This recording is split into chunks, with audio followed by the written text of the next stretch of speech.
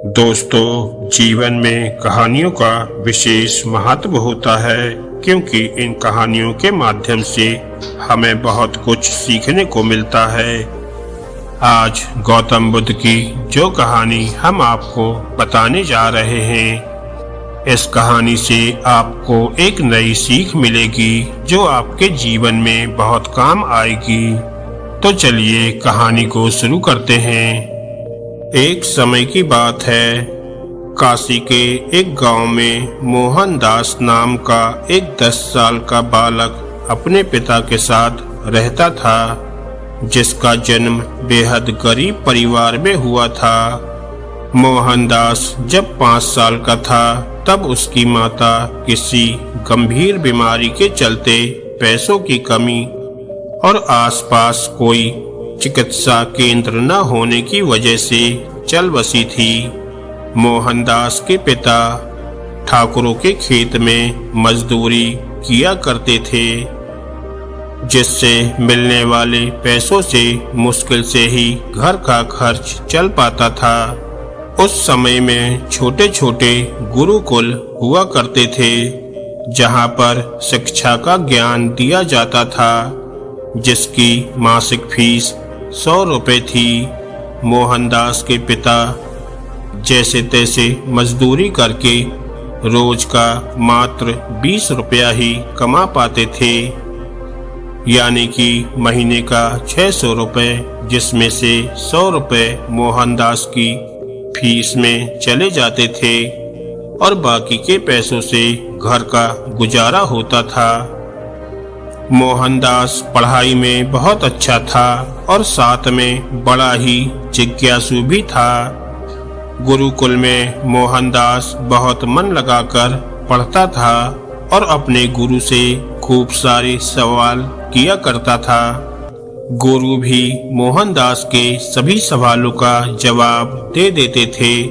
इस तरह मोहनदास के मन में चल रहे सवालों की जिज्ञासा शांत हो जाती थी।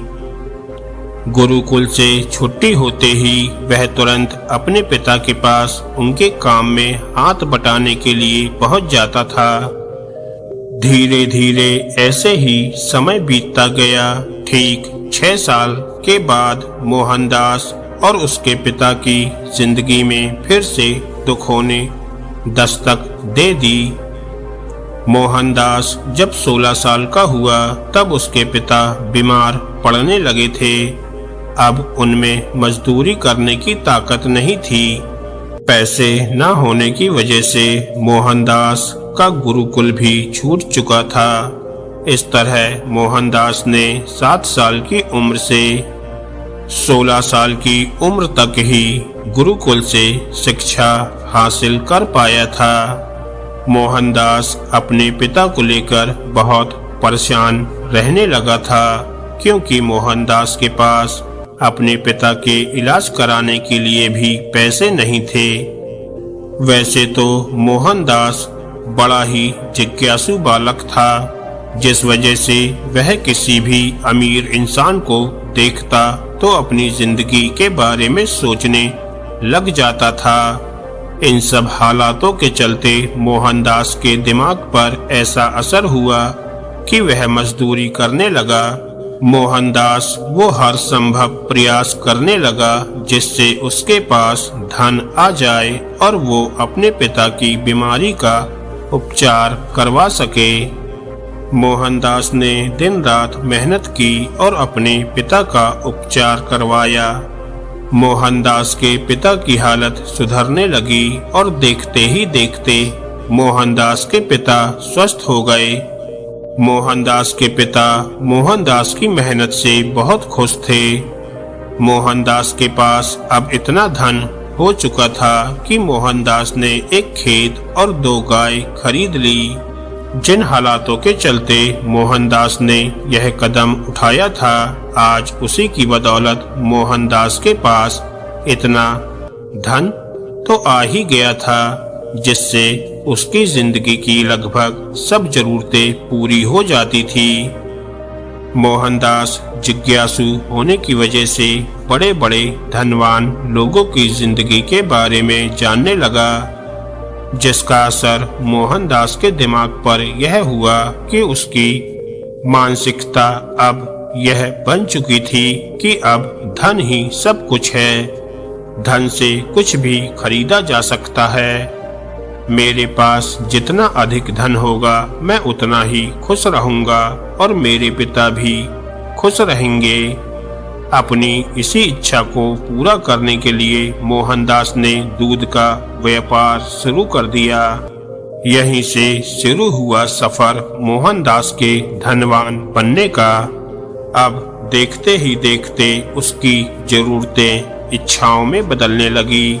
अपनी इच्छाओं को पूरा करने के लिए मोहनदास धन का सहारा लेता था।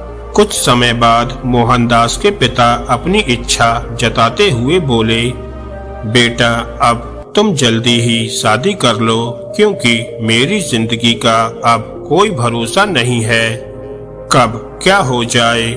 मोहनदास अपने पिता की इच्छा को पूरा करने के लिए शादी के लिए मान जाता है। मोहनदास का विवाह हो जाता है।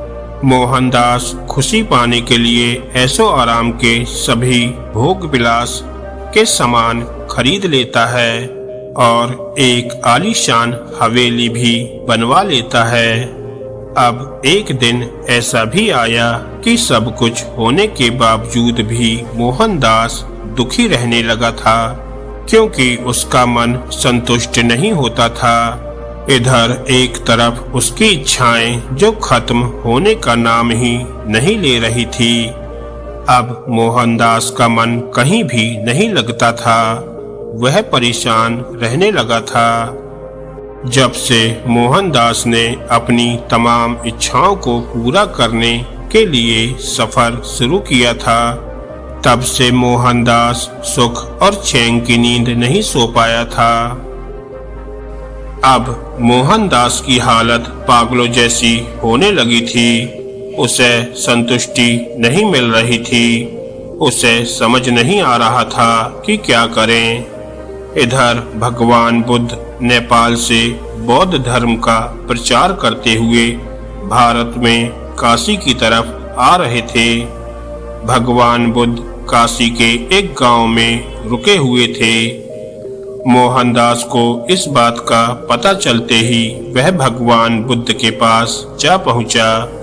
भगवान बुद्ध अपने अनुयायियों को प्रवचन दे रहे थे।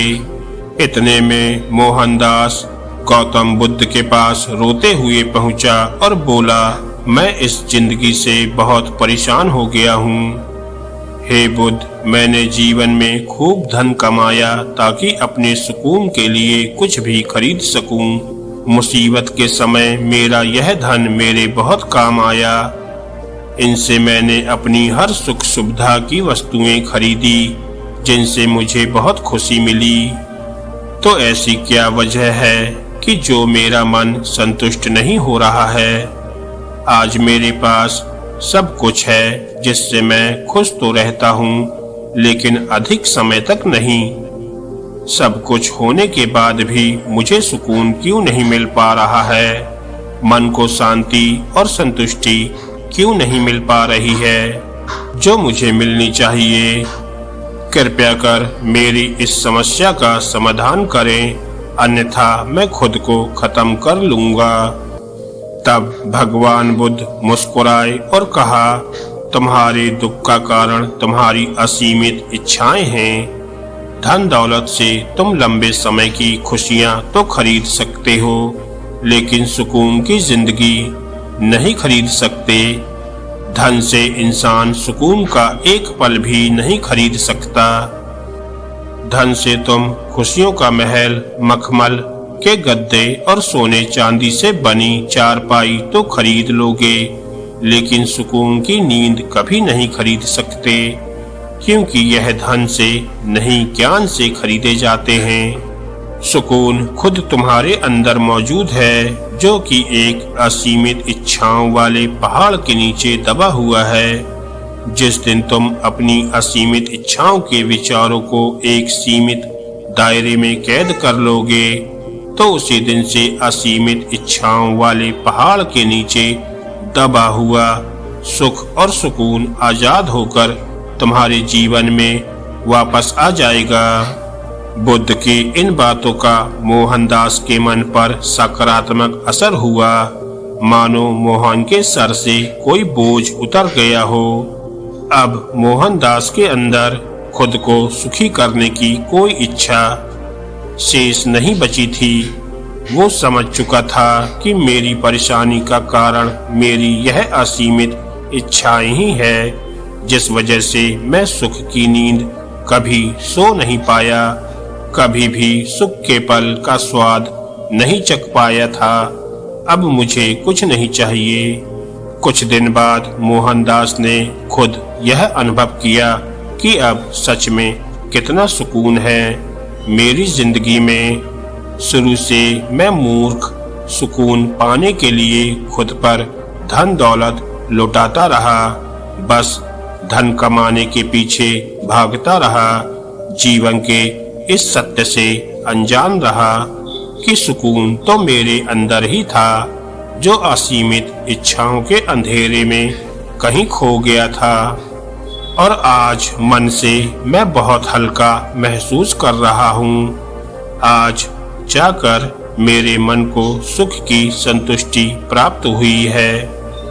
जय हो महात्मा बुद्ध की, जिन्होंने मुझे यह ज्ञान दिया, अन्यथा मैं यूं ही सारी जिंदगी सुख और चैन की तलाश में भटकता रहता और अंततः मृत्यु को प्राप्त हो जाता। तो दोस्तों, इस कहानी से हमें ये सीख लेनी चाहिए कि हमें अपनी इच्छाओं को सीमित ही रखें, तो ही हम जीवन में सुख का आनंद ले सकते हैं। दोस्तों, अगर आपको ये कहानी अच्छी लगी हो तो वीडियो को लाइक करें और ऐसी ही ज्ञानवर्धक और मोटिवेशनल कहानियाँ सुनने के लिए हमारे चैनल को सब्सक्राइब करें। धन्यवाद दोस्तों।